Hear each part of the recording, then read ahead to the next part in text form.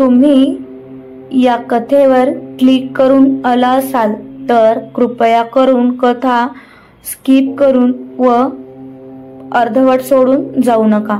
ही कथा पूर्ण श्रवण करा। अर्धवट कथा ऐकल्याने खूप मोठे नुकसान होते। शिवलीला अमृत अध्याय 3 श्री गणेशाय नमः। मित्रसह राजाची कथा व गोकर्णीचे महात्म्य। सूतमुनी सांगतात, मित्रसह नावाचा राजा अत्यंत तेजस्वी होता।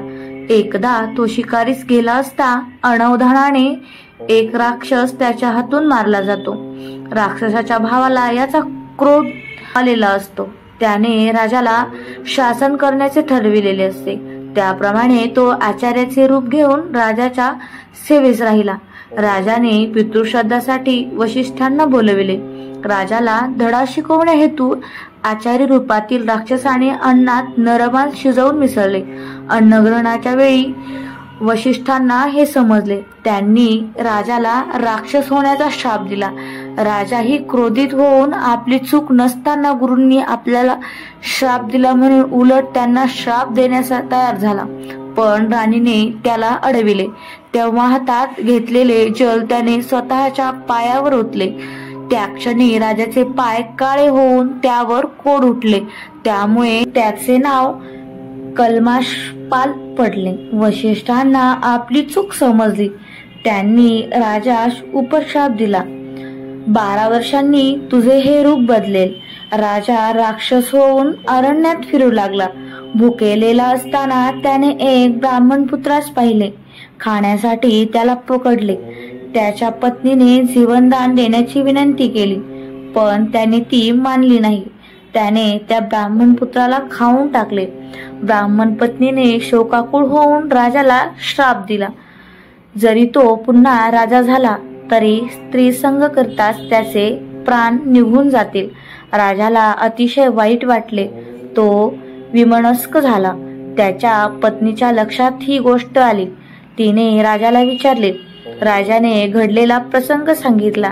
तिलाही अतिशय वाईट वाटले। त्याने वशिष्ठांना सगळी हकीकत सांगितली। नियोग पद्धतीने राजाला पुत्रप्राप्ती झाली। वंशवृद्धीची त्याची चिंता मिटली, तरी मूळ समस्या तशीच होती। शापित राजाला हिंडता हिंडता गौतम ऋषी भेटले। राजाने आपली सगळी हकीकत गौतम ऋषींना सांगितली। ऋषींनी त्याला गोकर्ण महाबळेश्वरचे महात्म्य सांगून त्याला तिथे जाण्यास सांगितले। रावणाने आपल्या तपसाधनेने मिळवलेले शिवलिंग राक्षस लोकात जाऊ नये म्हणून गणेशाद्वारे ते पृथ्वीवर ठेवले आणि ते कायमस्वरूपी तिथे स्थिर झाले। गौतम ऋषींनी राजाला अजून एक गोष्ट सांगितली। अरण्यात त्यांना एक चांडाळ स्त्री दिसली। ती अत्यंत कुरूप होती। तिचा पूर्ववृत्तांत असा की ती ब्राह्मण कन्या होती। तिचे नाव सुमित्रा असे होते। तिच्या पित्याने तिचे वयात येताच लग्न लावून दिले, पण दुर्भाग्यवश तिला वैधव्य आले। पण शारीरिक भुकेसाठी ती वाम मार्गाला लागली। पित्याने खूप समजवले, पण तिने काही ऐकून घेतले नाही। ती एक शूद्र बरोबर राहू लागली, मद्यपान करू लागली। त्या नशेतच बोकड समजून तिने वासरू कापले। लक्षात येताच ती शिवशिव करून ओरडली। पुढील जन्मात ती चांडाळीन झाली, पण जन्मांध होती। एक दिवस शिवदर्शनास निघालेल्या शिवभक्तांच्या मागून निघाली। भुकेने व्याकुळ झाली। एका भक्ताने एक बेलपत्र तिच्या हातावर ठेवले। हा खाण्याचा पदार्थ नाही असे समजवून तिने रागाने ते दूर फेकले। ते बेलपत्र वाऱ्याने उडून शिवलिंगावर पडले। अशा प्रकारे तिची पर्वकाळी शिवसेवा झाली। त्या पुण्याईने तिला शिवलोक मिळाला। गौतमांनी मार्गदर्शन केल्यामुळे राजाला आनंद व समाधान वाटले। त्यांनी राजाला महाबळेश्वर येथे जाऊन शिवपूजन करण्यास सांगितले। त्याप्रमाणे राजाने शिवपूजन करून शेवटी तो शिवलोकास निघून गेला। राजाला स्वरूपता मुक्ती मिळाली। असा हा गोकर्ण महाबळेश्वरचा महिमा। सांब सदाशिवार्पणमस्तु। शिवलीला अमृत अध्याय 4 श्री गणेशाय नमः। विमर्शन व कुमुद्वती चंद्रसेन व श्रीकर। श्री गणेशाय नमः। सूत सांगतात, फार वर्षापूर्वी किरात देशाचा राजा विमर्शन अतिशय पराक्रमी होता, पण तो अधर्माने वागायचा. मात्र त्याची शिवभक्ती अपार होती. एके दिवशी राणी कुमुद्वतीने त्यास विचारले, शिव आराधना करून तुम्ही अधर्माने का वागता? तेव्हा राजाने तिला त्याचा पूर्व इतिहास सांगितला. मागील जन्मात तो कुत्रा होता. काहीतरी खायला मिळेल या आशेने तो शिवमंदिरासमोर उभा राहिला.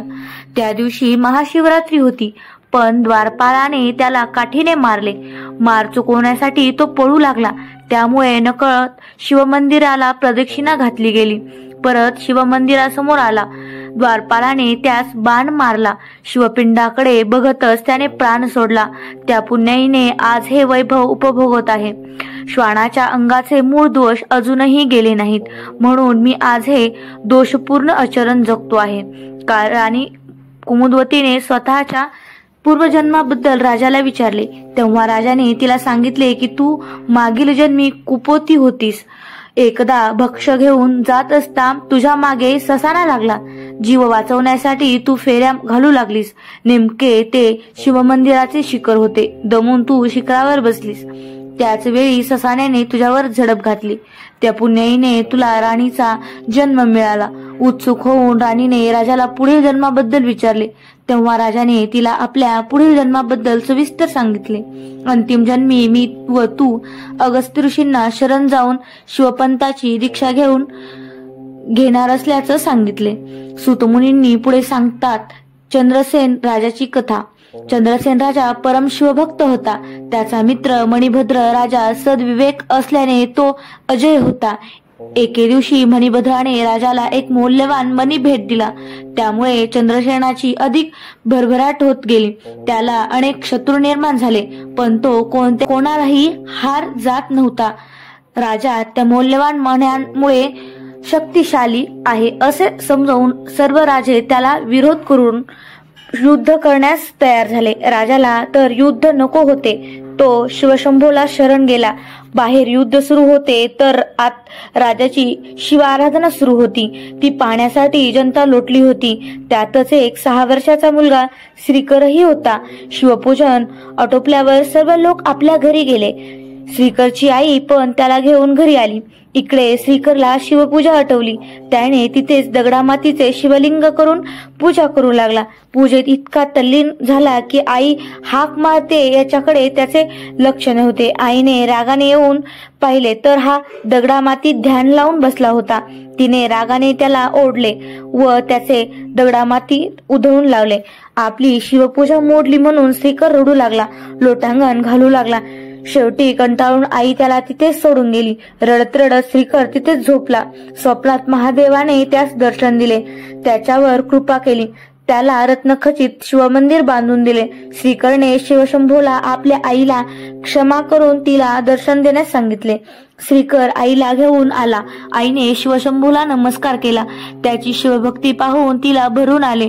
न राहवल्याने तिने ही घटना राजा चंद्रसेन याला सांगितली. राजाही आश्चर्यचकित होऊन श्रीकरला भेटण्यासाठी आली व शिवपूजेत मग्न श्रीकर पाहून राजाला नवल वाटले. त्यानंच मनोभावे शंभूला नमस्कार केला. ही घटना शत्रुराजांना समजली. त्याचे मतपरिवर्तन होऊ लागले.